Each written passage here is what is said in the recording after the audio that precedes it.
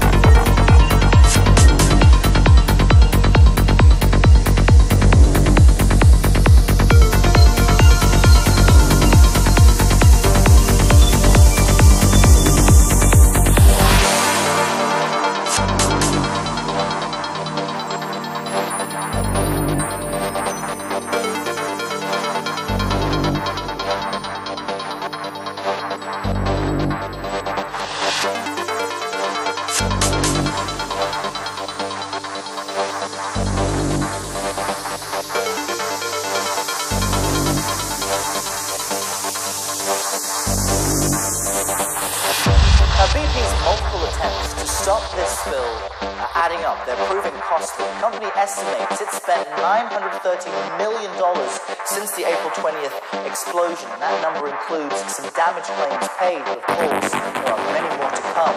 One estimate says net claims from the explosion will total between $300 and $600 million. Now, on top of that, these people face civil penalties of more than $1,000.